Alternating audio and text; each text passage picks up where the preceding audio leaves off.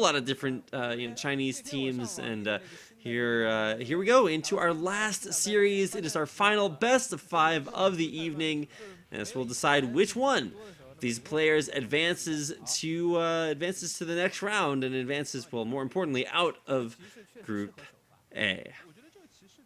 Yeah, really interesting, by the way, before we start, we saw it on the screen a bit earlier, but we have the same ban from SleepyShaman. He bans out the Druid, but actually we have Gudu banning a different class this time. He didn't ban the Druid, he banned the Rogue, which is pretty interesting to see here, especially considering that his Druid is banned, or he figured that his Druid might be banned. So kind of a mix-up here, Gudu going with a different strategy, and let's see how it works out for him going forward. In the meantime, it's going to be... Actually, is this the first time we're seeing SleepyShaman's Paladin? I've seen so many games today. I'm getting a little bit confused. Oh, wait, no, this is not the first time we've seen it. This is the Murloc Paladin. We got a bit confused. Right. I didn't see it last match. Yeah, I saw the Solemn Vigil, and I was like, wait a second. Yeah, so... I've definitely seen that before. Yeah, Murloc Paladin versus Patron Warrior.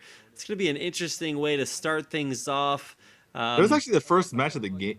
First match of the day was no, it was the first match of the second series. My mistake.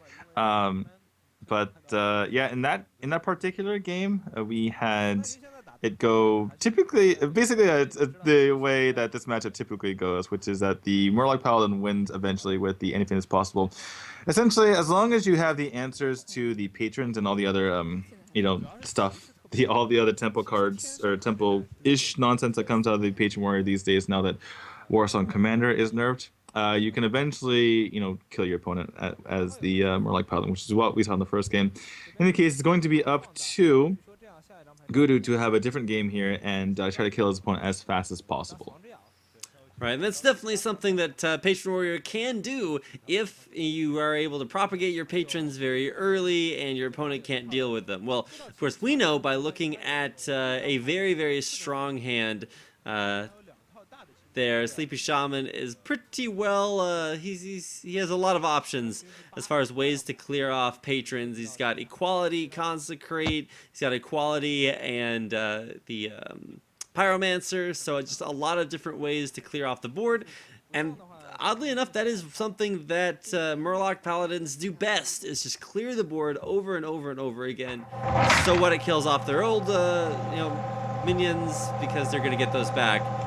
Shrink has unmuted his microphone, as evidenced by the very, very loud fan. The wind tunnel that is coming to the stream. Shrink, we're sorry we have to keep telling you to beat your mic, but it is pretty obnoxious here, and I'm sure the viewers think so too. So, in any case, it's going to be that Loot Hoarder hitting the field. 4 more card draw for SleepyShaman, as well as the Sludge Belcher. The following turn for Gudu could see him propagate some patrons up, but we've mentioned before, or you mentioned earlier, Rapid, he does have the answer in hand with that Pyromancer Equality. So, in the meantime, what do you go for here? You could go for a heal bot just to preempt that, make sure you don't have to make sure you've gotten that 5 mana out of the way. Don't get the full healing, but that's not too big of a deal in this situation. Just because, you're able to, use that as tempo going forward. But it does play that out. And yeah, on the side of Gudu, he actually he's opting not to play out his patrons, instead going for the slam and perfectly, curves into that Paladin Shredder. So now I think the mission for SleepyShaman is pretty much just killing off the Sludge Belcher any way he could possibly do it. It's going to need to be taken care of, because as soon as that's out of the way, then we get down to the scary part, and that is up towards turn 10 when all the Murlocs have died, and you can just go ahead and play anything is possible, or anything can happen, right? Yeah, anything is possible. Anything can happen. Anything can happen. Yeah, that's the one. Unfortunately, all the cards are in Chinese, and the only person who can read it here is Shrink, who is currently stuck in a wind tunnel, unfortunately. But interesting gamble here from SleepyShaman. He actually goes for the Pyromancer to get the 1 damage off, utilizing that Solemn Vigil as well. and is able to, clear off the Sludge Belcher, but it did put him in his spot where he didn't have any way to deal with patrons, but he did pick up the Consecrate as well. An interesting turn coming right back here for Gudu, and he uses Whirlwind not for his patrons, but to make a big, make a big Frothing Berserker. And I wonder if his game plan here is to simply not play patrons, just eventually kill his opponent utilizing that Grob, and not even worry about using a patron on the board because you're just going to get cleared anyway.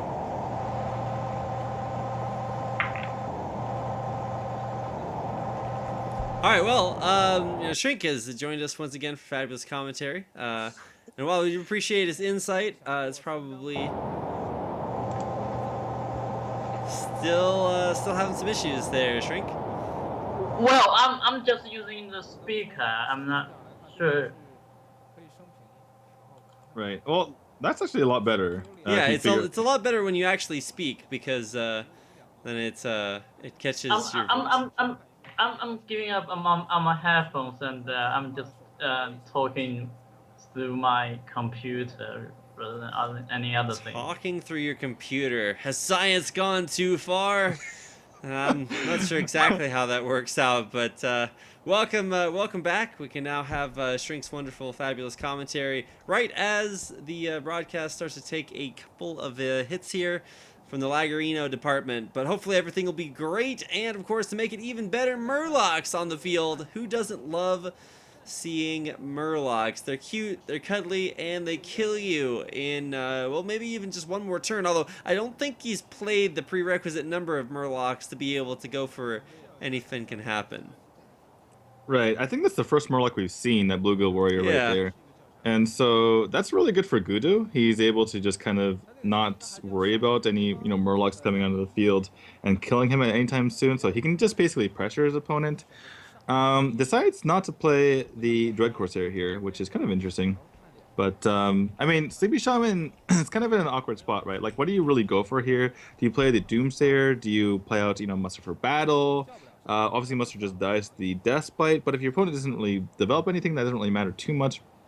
So kind of in an awkward situation here for SleepyShaman, but it's just going to make the best of it and play out that heal bot as well as his Doomsayer and another, 1/1. So basically just slowing down his opponent as much as possible. And wow. So, okay. Actually, Gudu had an option there to put a lot of pressure on and then execute the Doomsayer, but instead just decides, okay, if you're going to play that, I'm not going to actually do anything. So yeah, just plays out, or just hero power passes, and now SleepyShaman is forced into position to use his Muster for Battle, which will get cleared up pretty easily by that Death Bite if Gudu decides to go for that. So good patience here from Gudu. Well, Gudu is sort of it's difficult to say back up against the wall because he's got an easy way to clear things out here. What do you think is the most reasonable play to expect here? I mean, you can always just throw down Grom and get a bunch of damage in, but that's kind of your win condition, so you definitely need to save that one until it's actually useful. And I think, of course, the much better Whirlwind to use would just be the Unsable Ghoul, but instead is just going to go ahead and pass his turn. Right, I think obviously if Gudu knew what SleepyShaman in hand, that would be very advantageous, but in particular, if he knew he had in hand, he would instantly just slam down that Grom, and maybe in the Armorsmith, and maybe in the Red Corsair as well, on just the face here, but he's a bit worried that his opponent has all, or his opponent being SleepyShaman, he's worried that his opponent has all removal, essentially, and that's why he's not doing anything. We know that he has 2 anything can happen in his hand, that's why he's not doing anything, so kind of a sticky situation here for Gudu. I mean, not that sticky, but it's kind of a difficult situation. He doesn't really know what he should be doing here. Obviously, you want to pressure your opponent before you die to anything can happen, but at the same time, you don't want to, have your board get cleared too easily. So he looks like he's found a nice middle ground here. Going to play out a pretty threatening minion here in that Frothing Berserker, and then if his opponent clears this, then that may give him the green light to go for the Gromish afterward.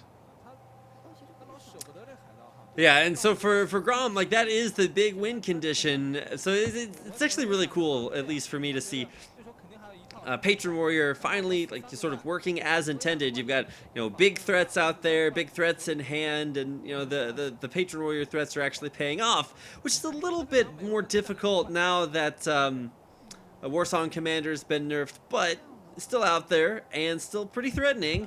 18 health is not too much when you consider 10 damage, or I guess what is that, 11 damage? Yeah, 11 damage on the board.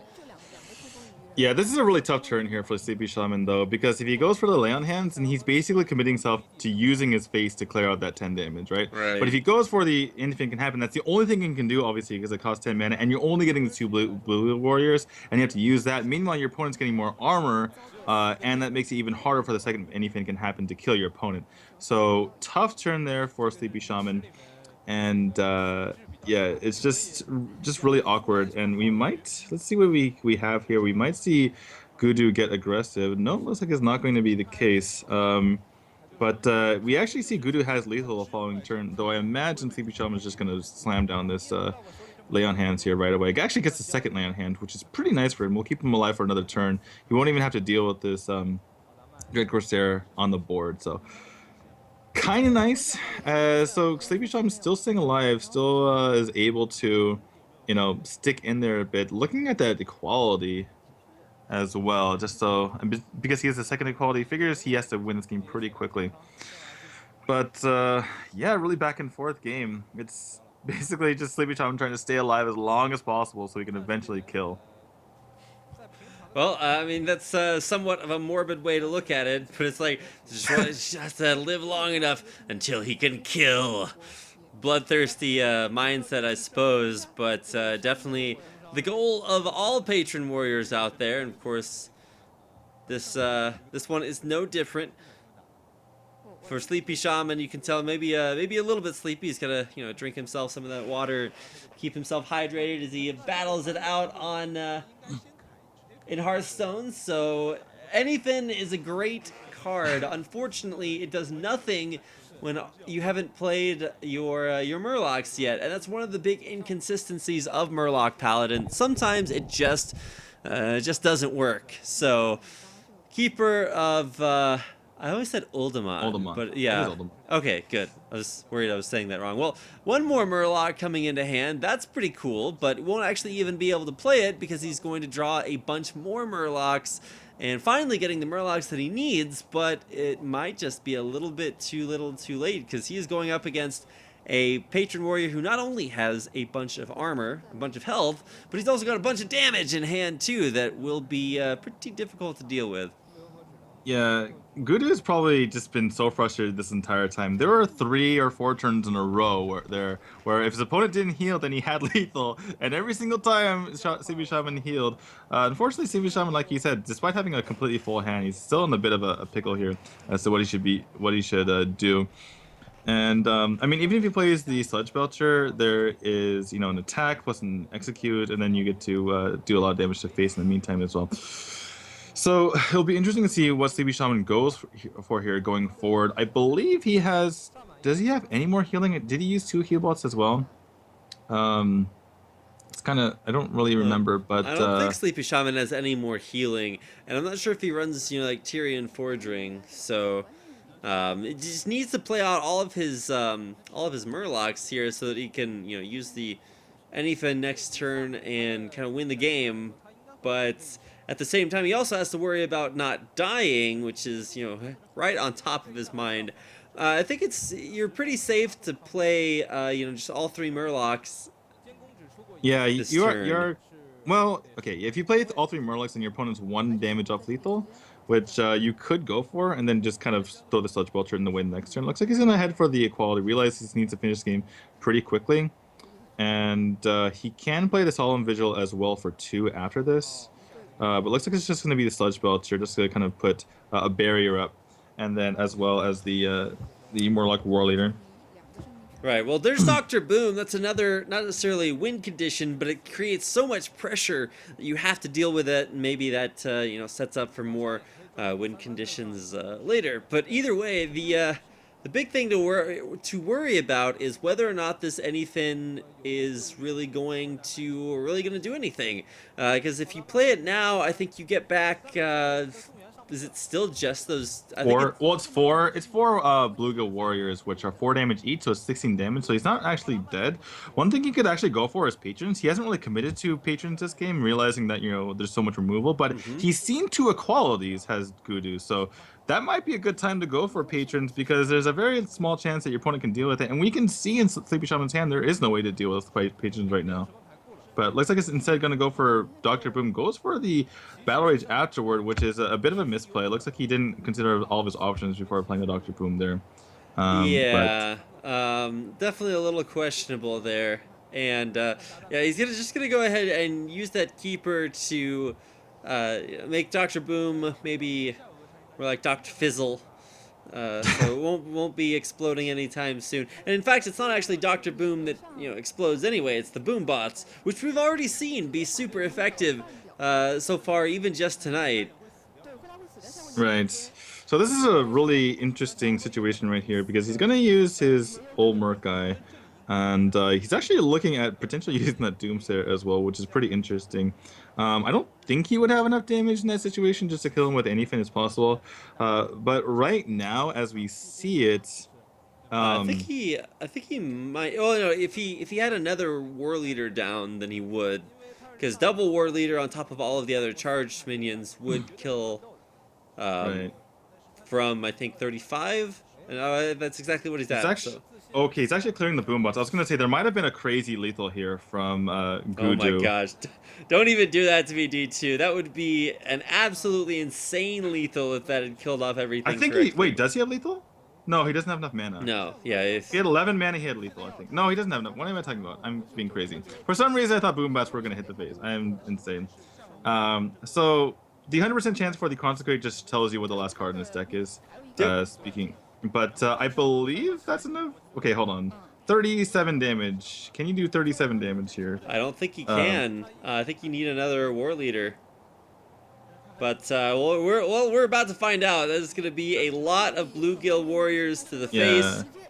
It's not enough, but there's not going to be enough for Gudu either. So yeah, because he doesn't have charge on any of his minions except Grom, and Grom is not enough to kill. Grom is 12, and the Death Spite is another 4. That's 16, so he's 2 off lethal. This is such a crazy game, but the thing is, he can actually use Execute here to take out the Olmert guy, and he can use another Whirlwind to make a huge board. So I think that's it, right? Did Gudu just win the game? I think Gudu just won the game.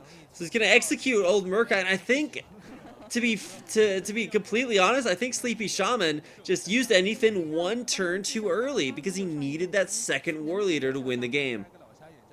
Right. And he wasn't going to die to any sort of Grom nonsense. And also the Doomsayer kind of ruined him a bit as well there in that situation. Going to use. He's actually, you know what? Maybe this game isn't over. Maybe we're overacting because what he can do here is play out. Well, okay, it's going to be eventually over. Now that the more I think about it, it's eventually going to be over because he can't deal with the Grom. Speaking of Sleepy Shaman, so yeah, basically, I mean, he can't. Wait, 3, 6, 9. Okay, it's actually just lethal right there. I'm insane. But so it's lethal with the fatigue. I wasn't really counting on that. But even if there wasn't lethal there, he could have just cleared the board and there's no way to deal with the Grom. So well played by Gudu. A bit of a slip up there again by Sleepy Shaman. Kind of uncharacteristic of him. We've seen just immaculate play out of him usually. But again, maybe the pressure getting to him. Yeah, definitely maybe a little bit of pressure. I think the other half of that would be just kind of a misplay there towards the end. I definitely think if you save, or if he had killed out that extra War Leader in his hand, then that would have been lethal. But kind of underestimated how useless that would be without the rest of the Murlocs. That totally reminds me of in recent expansions, there's always a Reddit thread like, what crazy things would you never have expected someone to say until after X expansion, right? And he should have played his Murloc War Leader so it dies, so that then he could get more damage. You're like, what? That makes no sense. How does that make any sense? Yeah, it's like he wants to kill his own stuff. What? That's kind of counterintuitive, and it definitely would have been counterintuitive in previous expansions. But Right. It looks like we have a bit of a perplexion on the side of the Chinese casters. By the way, the lady in the center there is Montage, who is the wife of the only player thus far eliminated from the Gold Series, that being obviously Anderonie, who you saw earlier. But in any case, we have a 1-0 lead for Gudu. And perhaps I mean, obviously we don't know quite yet, perhaps his rogue ban might pay off here from earlier. He already has established that first game, a complete 180 obviously from when we first saw these two play, and the Murloc Paladin was able to win that match. But we'll see what happens in this game between this is the Malagos Warlock and the Murloc Paladin. Obviously both of these decks are kind of doing similar things. They basically want to set up so they can combo their opponent to death. However, Malagos Warlock is capable of winning without Malagos, or Thorson for that matter. They kind of just build a board and, have efficient minions in that regard. Whereas Murloc Paladin is basically the opposite, right? They have a few minions here and there, but they're basically just looking for their combo the entire time. They have a ridiculous amount of card draw throughout their deck. So similar win conditions, but definitely different ways to get there. Yeah, it kind of this, and I think you're starting to see a lot of decks like that are just like, hey, I've got this combo in my deck that's a pretty much guaranteed win. I just have to get there. So decks just try to get there really, really fast. So the idea is for Murloc Paladin, I think should be a little bit better at it. Just because they have a little bit more mid game, but to be fair, Malagos Shaman does still, or not Shaman. Malagos Warlock. Warlock, well, Malagos Shaman. You just really too, want to see Zeus Shaman, right? Man, You just really want to see. I have so many fond memories of that. I'll never forget SleepyShaman winning on turn 5 with like some crazy, stupid whirlwind, or not whirlwind, Wind Fury. Shaman. No, actually, Bloodlust. Oh, it was Bloodlust Shaman. That's what it was. He just like had a full board, and at turn 5 Bloodlusted, and you're just like, oh, I guess you win the game now. Cool. But yeah, so big fan of SleepyShaman for plays like that. But for plays like this, we're gonna have to see at least one last hurrah here for the Murloc Paladin and see how well it works out. Did not work out well in last games, so it's got one last shot to make it happen. Well, it's still 1-0. I think we got a little thrown off by that last series that was immediately fast forwarded. So yeah, now it's we think true. that everything's It's a best true. of 3. So SleepyShaman would have an extra round of this, but definitely it's a lot of pressure on him right now. He needs to actually get a win with this as quickly as possible. We see the Bluegill Arcane Golem coming out here and able to take out part of that Twilight Guardian and provide himself an extra card with that Acolyte of Pain for his trouble. And yeah, I mean, you can see that basically the difference in the hands, right? Other than that Sludge Belcher in the hand of SleepyShaman, basically everything is just removal or card draw.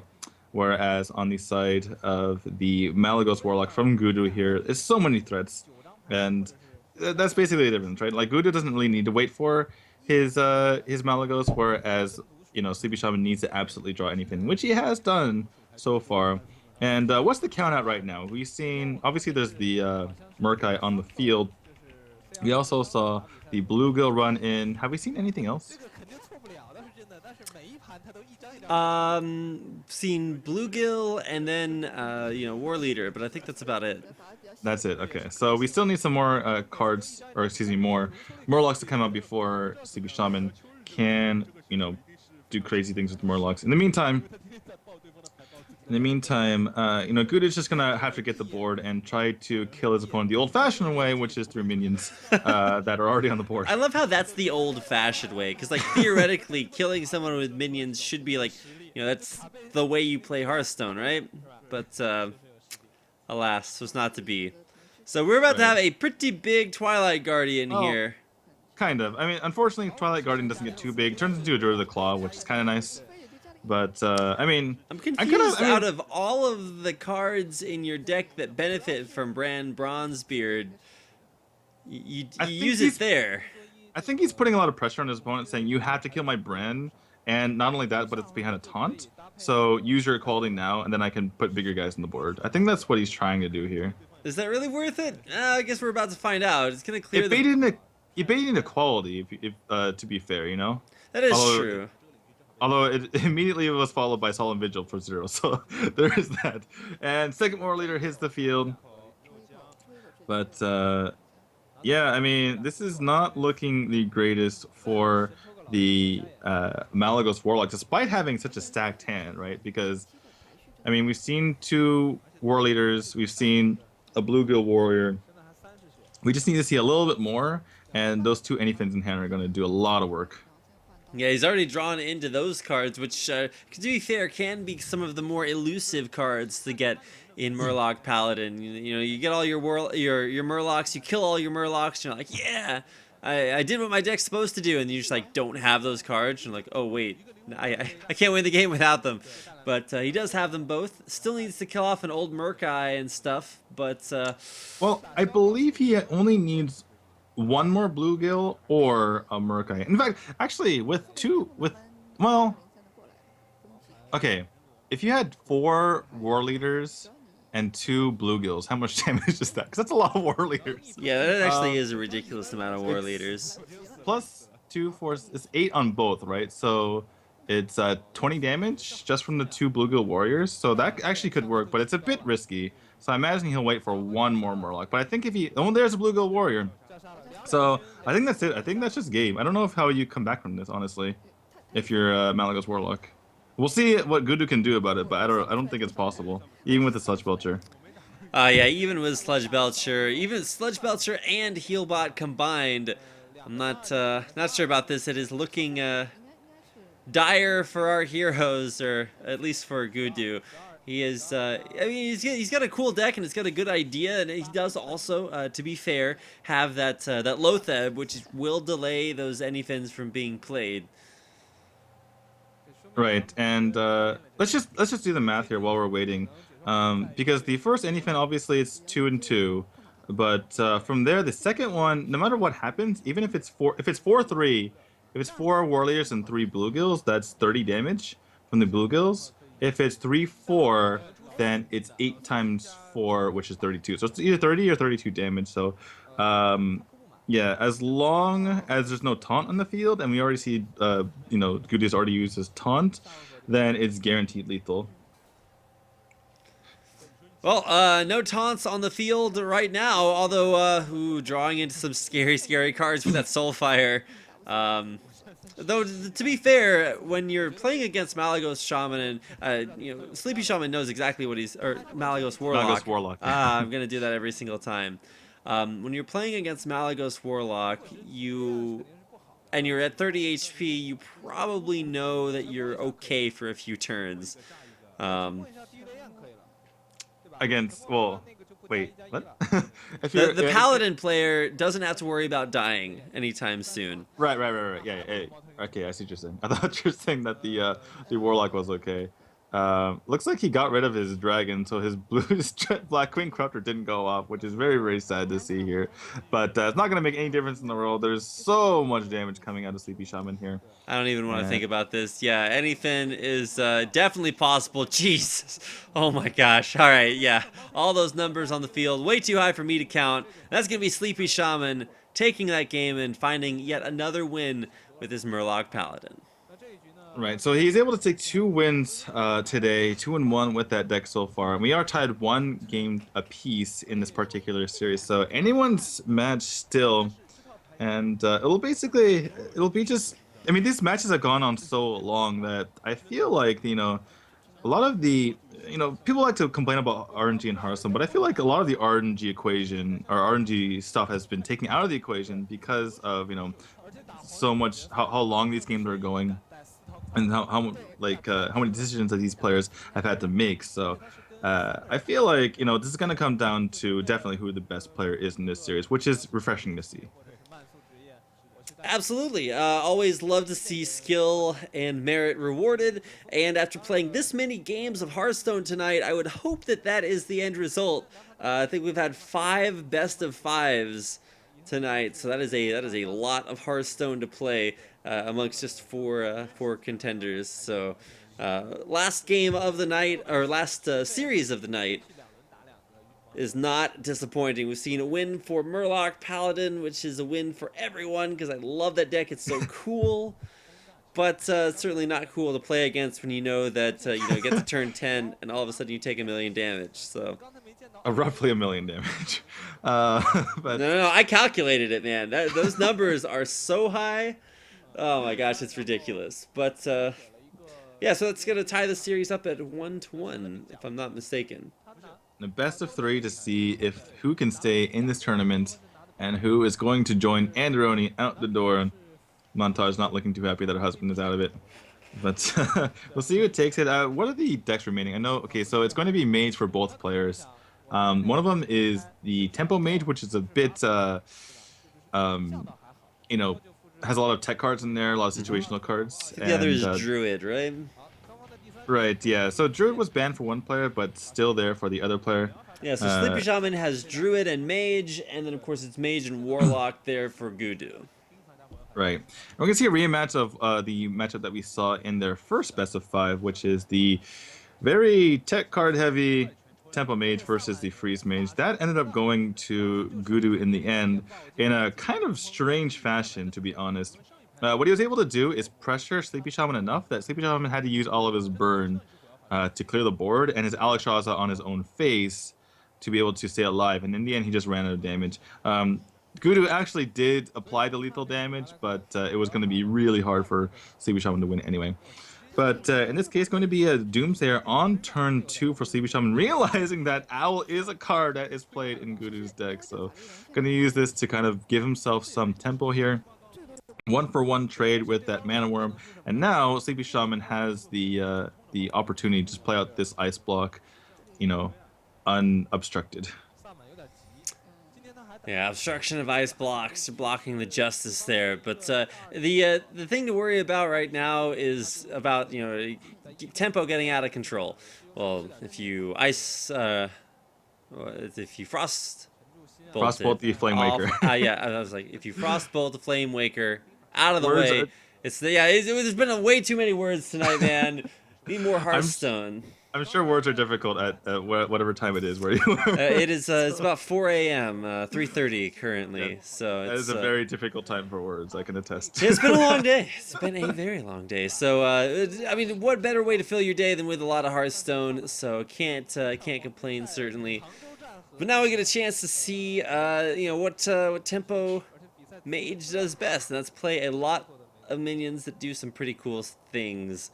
So let's see. Do you want to try to guess your way into spells or just draw another card? It does look like he's going to go with the former option. What's he going to get? And I guess you just want more freeze, right?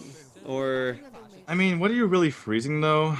The Mirror Image doesn't really do much either. This is really, really bad for the Tempo Mage to pick up. You want to be as aggressive as possible, right. And these are not aggressive. I mean, the Mirror Image can be an aggressive card if you're playing against a deck that relies on minions, obviously, because you just say, go away, you can't deal with my minions, there's two annoying O2s in the way. But Freeze Mage doesn't care. They're like, great, you have less space for other stuff. So, yeah, pretty awkward there for Gudu, and that does end up picking the Mirror Image. I mean, I can't even, it seems like a bad choice, but I don't even know what to choose anyway, so I guess it's a good choice. I don't even know what to suggest in any case. But going to be the Mad Science and a ping for SleepyShaman here. Really had nothing else to do, so yeah, just going to be that. And on the other hand, Gudu going to be drawing cards and playing Arcane Missiles, the favorite thing for the Tempo Mage to do there.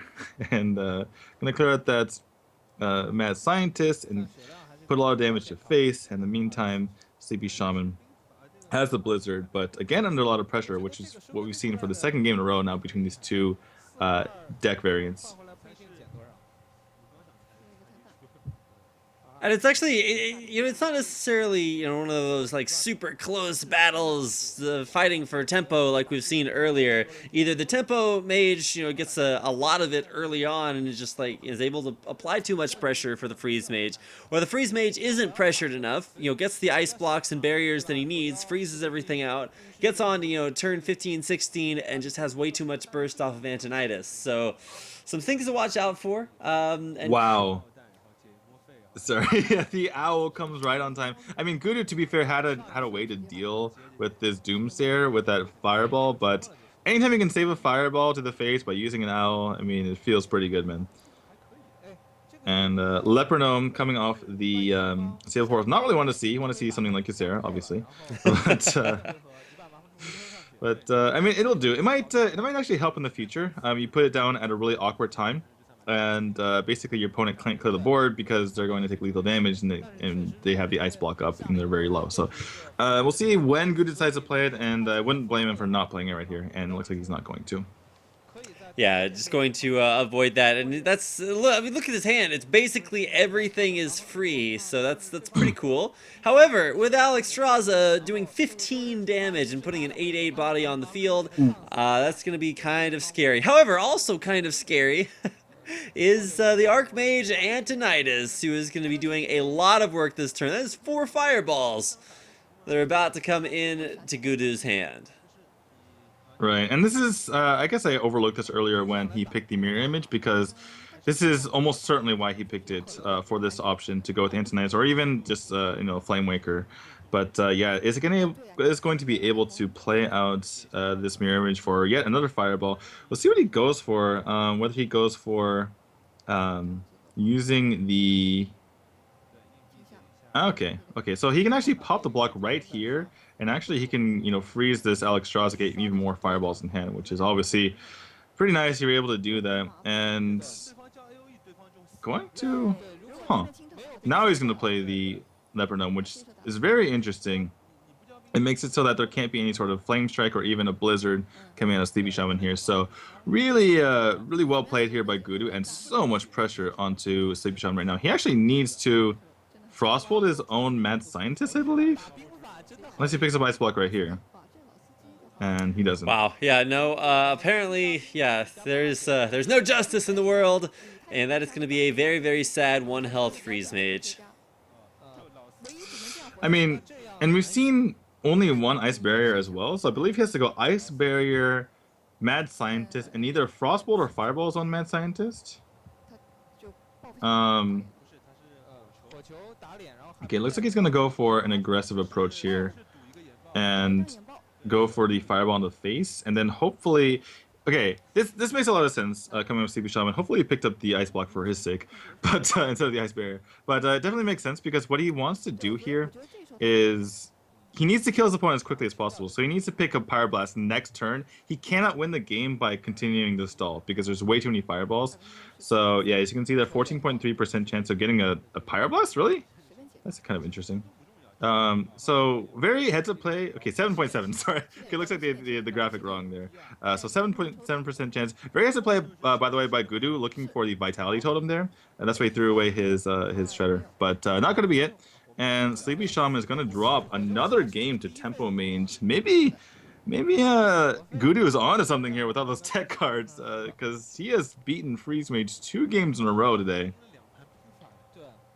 Well, but what you look at the remaining match is that SleepyShaman will play Freeze Mage against Villain Lock and play either Druid against Villain Lock. So it's not actually that good for Gudu here, even though he is leading the scoreboard. It's Malnylock though, right? Yeah. Right. So going to be the Malnylock, and the thing about Malnylock though is it does have double heal bots, so it does have a pretty decent time against the Freeze Mage, especially because a lot of its minions are pretty, difficult to deal with for the Freeze Mage, that being obviously the Twilight Drakes and Twilight Guardians as well, that are difficult to deal with, and Malygos himself. I was going to say herself. Malygos himself. Usually the dragons are women, at least a lot of the time. Isn't it himself? Yeah, I said himself. Yeah, I was confused for a second there, but I did say himself. Pretty sure you said his self. That can be a word in D2's, no. D2's own language here, but the one I just made up 2 seconds ago. Well, to be fair, it's not as silly as some of the stuff I've said here tonight, so I cannot fault you there. But either way, it is a win for the Tempo Mage, and that'll be, of course, no longer available But for Sleepy Shaman, now back up against the wall, one game away from being knocked out of the 2015 Gold Series, and of course knocked away from his chance at getting a pure golden Hearthstone. Yeah, if you guys are not aware, the winner of this entire tournament, not this group, but the entire tournament, has the opportunity to either get 25,000 US dollars roughly, or a big golden trophy. So, not both, by the way, just one of those things. So that's going to be interesting to pay attention to. As we do see the Malygos Warlock go against his freeze mate. SleepyShaman was able to narrowly take out this deck earlier on today, but it is an uphill battle. These decks, I mean, typically with since there's double healing in the Malygos Warlock, in fact, there's arguably triple healing if you include the brand plus the heal bot. It's very difficult for the freeze mates to get the requisite damage in, and on top of that, they're facing a lot of pressure typically from the Malygos Warlock because you know all of the mid-sized minions that you see in the deck. So, going to be an uphill battle here for SleepyShaman, though he did climb that hill earlier today. So. We'll see what happens here right now. Man, I still have those nightmares of Murloc Paladin in my head from earlier. It's just like it won't go away, but still, one thing that really won't go away is this Malygos Warlock. I got it right that time. Mallylock. We'll just call it Mallylock because Mallylock doesn't sound like Mally Shaman. It doesn't really work. Mallyman? That's true. It's just not really. It doesn't roll off the tongue like that. So Mallyman. Mallyman's kind of cool, actually. Yeah. Okay. Now you're just trying to confuse me, but so Mallylock does get an extra Soulfire. That's pretty redonkulous because he also has the coin in hand, so you can play a 9-mana Malygos and then coin for double Soulfire. Right. Just save that coin the entire game. Hey man, right opportunity. Totally worth it. That's the combo. It's actually kind of hard to do because you're tapping a lot of the time to get into what you're trying to do. And then that makes it so you eventually have to use your coin. Good sequencing here, by the way, from Gudu. You kill the loot holder first because your opponent might draw a secret, and then if they have 2 secrets in hand, then you're denying them a secret by killing the mad scientist second. So it's a small thing, but occasionally you see it make a big difference. Yeah, and the secret is barrier, so. Right. So you saw the Chinese on the screen there. Shrink, our resident translator. Thank you very much. But yeah, kind of an interesting situation here for Gudu. It's actually going to use the Dark Bomb just to deny his opponent a card here instead of leaving it up to his minions. Unable, unfortunately, for him, for his sake, that's where I got it from. For him, that he wasn't able to use the Black Corruptor because he has no dragons in hand. But doing all right thus far.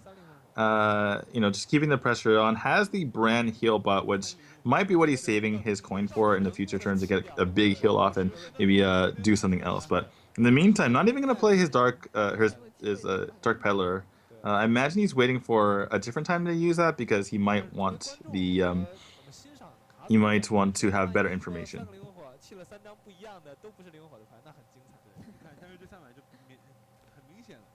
Well, currently we have there's the heal bot, so at least the game is going to go on for a lot longer, especially with Braum in there, so you can get so much value off of those heal bots. Got 2 heal bots and Braum. Man, this game is going to last for a very long time, or may not, depending on the sequencing here for the freeze mage. So just trying to figure out exactly what we have here. Second Dark Peddler, what's it gonna be? Voodoo Doctor. Yeah. Get double healing off that too. Oh my gosh, that's disgusting. You can heal for 20 with 9 mana. With Bran, Healbot, and Voodoo Doctor on your face, you heal for 20. So that would be terrifying if SleepyShaman could see into the hand of Gudu here, but yeah, this is not looking too good for SleepyShaman. It's actually going to be, looks like a Black Corruptor. Interesting play here by Gudu, realizing that you don't really want to use Flame Strike or even any sort of AoE on this board. So he'd rather just get the bigger minion on the field to do more damage right away. instead of going for that Twilight Drake. Obviously, and the other consideration, I suppose, is that you want to have the dragon in your hand, and spending this entire game without the dragon in your hand, I suppose he's kind of cherishing that now. But I imagine he's going to be drawing into more dragons in the future, so I don't know if he should be worried about that too much, but definitely something to think about. Yeah, and to be fair, that would have been a pretty decent position to play the Twilight Drake in anyway. So probably wants to keep it just in case he has future Blackwing Corruptors, which we actually saw unusable in the last series. He just played one and it didn't get the battle cry effect. But yeah, because he used a Soulfire and it was discarded. So right. That was pretty sad. That's almost as sad as a Reno not going off. Actually, maybe about half as sad, because that's really, really sad when you play a Reno and it just kind of makes a trombone noise, and then doesn't do anything. But in any case, SleepyShaman here has a lot of options. I mean, it just goes basically down to the fact that there's so much healing in Gudu's hand that it's kind of hard to see SleepyShaman being able to ever get past that. But he does have a lot of stuff going on for him right now. Perhaps he uses the Alexstrasza now and kind of puts a lot of pressure on his opponent. On the other hand, there is a lot of damage on the board, so it could be something that could get punished pretty hard. So probably just going to be stalling a bit here until he gets something like a Thorson and then generates a ton of fireballs from his Antonites. This could be kind of like a killing a control warrior type of match, so to speak, because of the fact that you could see so many fireballs that maybe he just burst through all that healing in Gudu's hand. That's definitely entirely possible. Of course, also speaking of bursts, still have to watch out for that Malagos combo, although unfortunately we will not see the coin able to make that combo happen. I'm personally disappointed in that, but we should have Emperor Thorson to make that a little bit more possible as well. So no worries, that combo is still out there, but one thing to watch out for is going to be this big board being built up by Gudu. It's pretty scary, and this is not going up against Murloc Paladin that has a ton of board clear either, although things like Flame Strike should make this board go away. Right. In the meantime, he does have Frost Lover. He does have he has Frost Lover and Blizzard to help this out a bit. But yeah, like you said, it's going to be a nuisance to say the least to get rid of this board, especially because he needs to eventually kind of deal a lot of damage to the opponent. Actually uses the Voodoo Doctor right away. I'm pretty surprised by that, especially because you can heal for 4, like we mentioned earlier. But just going to play that out on the field, make it a bit his board a bit more, not less susceptible to Chrono Cold. But we've already seen that already, so I don't know. Kind of an awkward situation. I guess he just wants the extra damage on the board potentially, though he does have 11 damage in hand, so not really. I can't say. I have to say I'm a bit perplexed by that. Anthony is actually hitting the board right now before we even see an Alexstrasza. Just gonna put a lot of pressure on the opponent of Gudu, on his opponent, Gudu. And maybe Gudu here doesn't have a way to deal with it. We do see he does have a way to deal with it, but it's pretty expensive. He either uses the Dark Palm plus Soulfire, or he uses Hellfire plus Soulfire. I guess he wouldn't really use Hellfire here, but no matter what he does, he's tossing cards away, as well as tossing damage away. So pretty good play by SleepyShaman. Pretty good gamble, realizing that his opponent might not have the answer to deal with it. Oh man, and even with the unfortunate passing of Archmage Antonidas, I'm not. Do you think that really did enough damage? He's got two fireballs in hand. He can keep freezing out this board, so that's obviously pretty good. But we still have a Brand Bronzebeard with a heal bot coming up next. I really like this play, though, from SleepyShaman, because what he's done is force his opponent to play Healbot, and then from there he will play Alexstrasza. So throws a Fireball to face, and if his opponent doesn't heal, he might have lethal with the Fireball Double Frostbolt Ice Lance. And wait, so 12, yeah, he would have lethal with the Fireball Double Frostbolt Ice Lance, and if his opponent does heal, then he gets to Alexstrasza here, which is pretty nice. But Gudu, with the Mind Games right back, realizing what his opponent's trying to do, doesn't, go for the Brand Heal right away. Instead, goes for the Heal Bot only, and Mind Game is coming right back again from SleepyShaman, who says, no, play your second Heal Bot, then I'll go for the Alexstrasza. This is absolutely insane. Oh my gosh, this is like you said, it's actually ridiculous to continually put your opponent so low that he pretty much just has to heal himself. Well, now we should see the Brand Bronzebeard with a heal bot combo this turn, just to get all the way back up there to full health. But then you get Alex Strazed back up to 15. I know. That's the reaction. It's like It's so insane. These players are just just a huge game of chicken. This Like is so who's high gonna blink level. first? Like, yeah, like, it's not just about like who blinks first. It's about like, can you plan out like the right order to play everything in? Because if you use your Alex Strazed too early, it dies and then you die, and then you're just like, oh wait. But it does look like we are gonna have the brand, yeah. the heal bot, full health again for about 2 seconds until one day all that changed. Yeah, it looks like Gudu has blinked first, but if he didn't, he might have died there. From the Blood Mage Downless plus double Frostbolt Iceland, how much damage is that? Would be 13.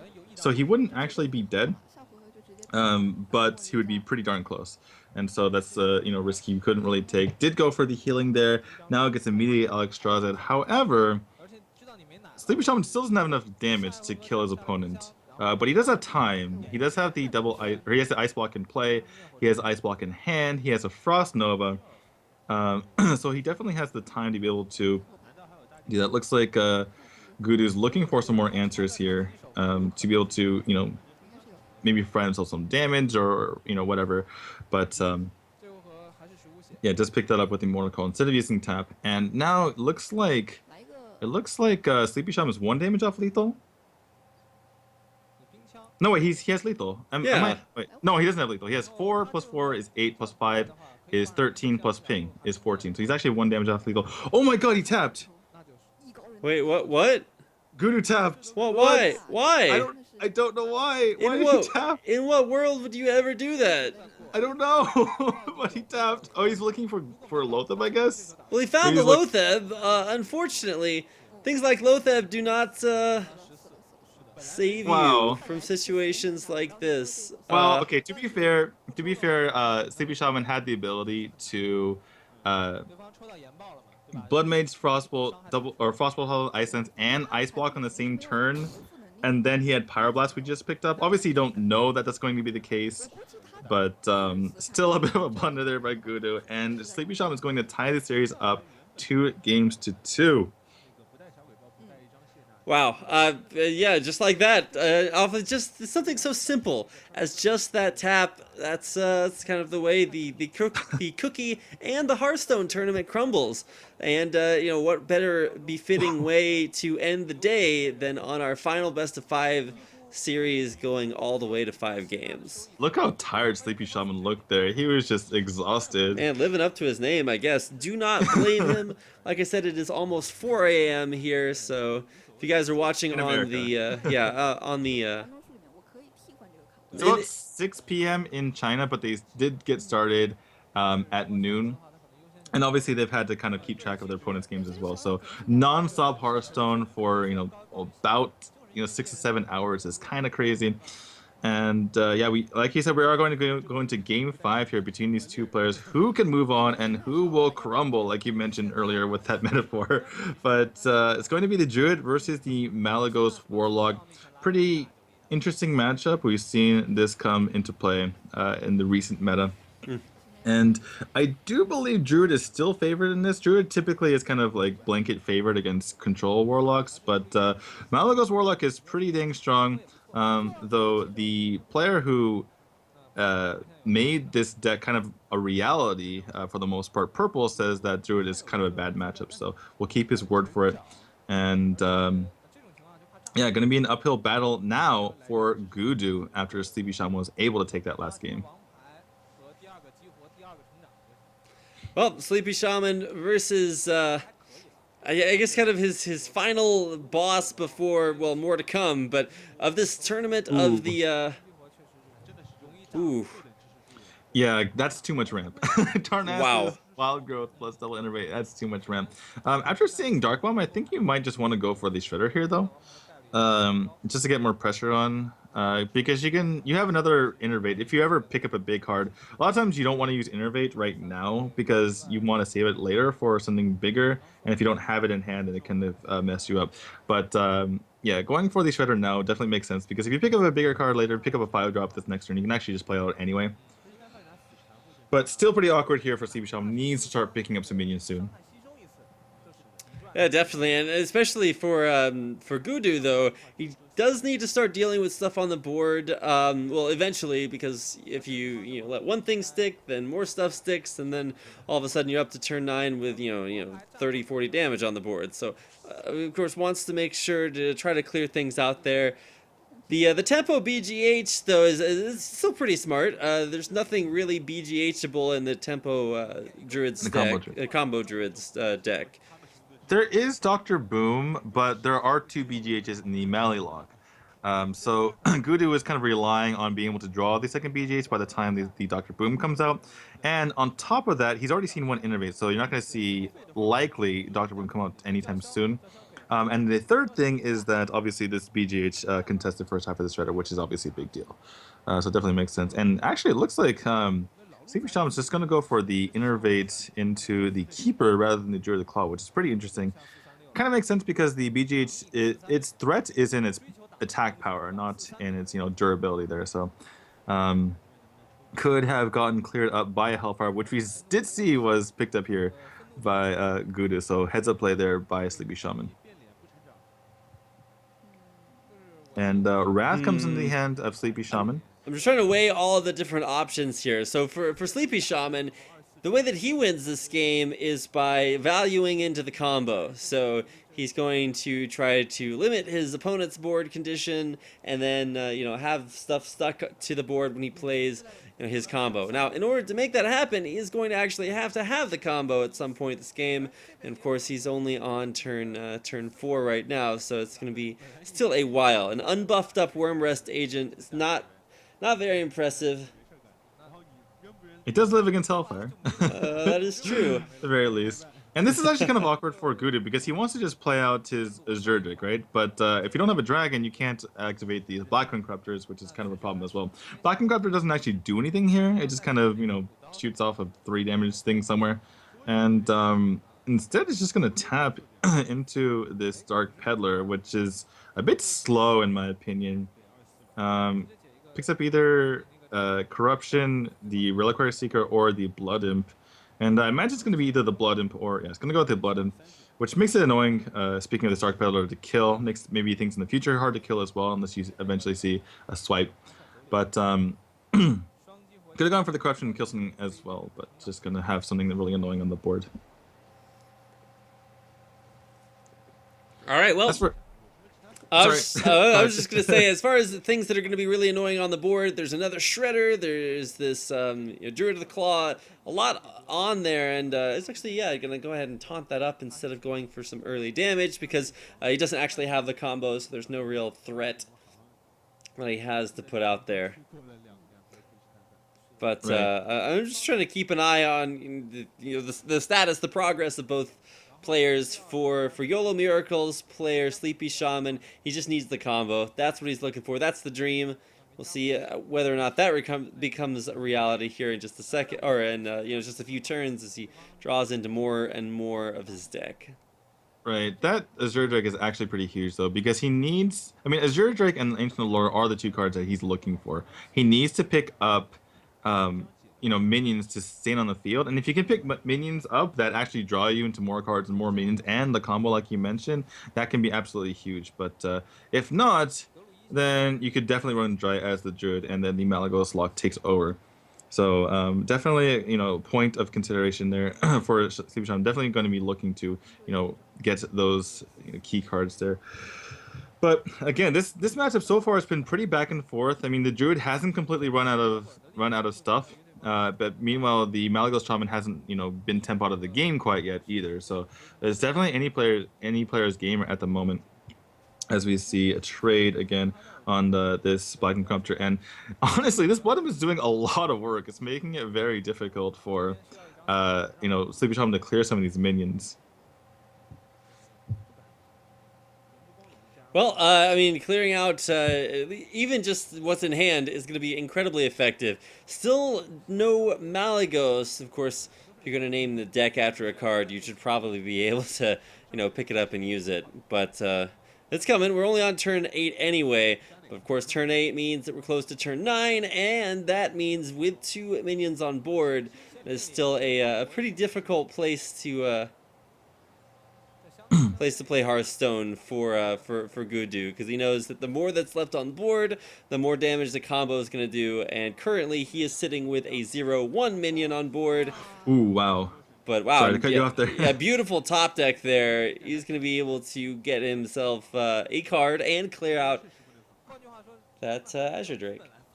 Or yeah, clear out the Keeper of the Grove. Well, unfortunately, he has to get rid of his Blood Imp to do so. But I imagine you wouldn't really want to play Azure Drake into Hellfire to clear your own Azure Drake. That would be kind of a silly way to go about things. So, I mean, yeah, clearing out the Azure Drake, clearing out the Bone Guard Lieutenant, and the remaining minion on the board, that being the Keeper of the Grove, obviously is pretty nice. I can't really imagine you not going for this right now. It's just too juicy. But yeah, gonna go for that. And picks up a heal bot, but doesn't really do too much. And now he's actually in danger of dying to the combo. So what do you do here? I guess you tap anyway, because you're not gonna die to anything else but the combo, and you're already dead. 12.5% chance of picking up Forest Nature, doesn't get it, and we'll see what happens here with. Yeah, he could actually charge the face here. Yeah, I like this. I definitely think that's correct play, especially with his heal bot in hand. There's the potential that your opponent just says, "Hey, I can get a million health back." Maybe he even goes with a Jiraxxus play there. Either way, and of course the Jiraxxus play is not something that you would expect out of a Malagos. Right. Decks. And more importantly is that you don't expect Molten Giant, so you're free to just hit the face. Don't worry, you're not really worrying about them bringing them too low. Gudu has the option here of going with Sludge Belcher or Healbot. Druid is notoriously bad at dealing with things with 5 health. And in particular, I mean, a 5 health and then the 2 health afterwards. So if there's some sort of combo, it's like very difficult to get him the Belcher. Obviously, it would be lethal here anyway if he somehow picked up the combo. And he's playing out that card right away, which means it is going to be the Force of Nature. Didn't even get us a chance to see it. Fist Pump coming out of SleepyShaman. And that is going to be the game. Well played by him. And he is going to move on to the round of 16. Gudu is eliminated.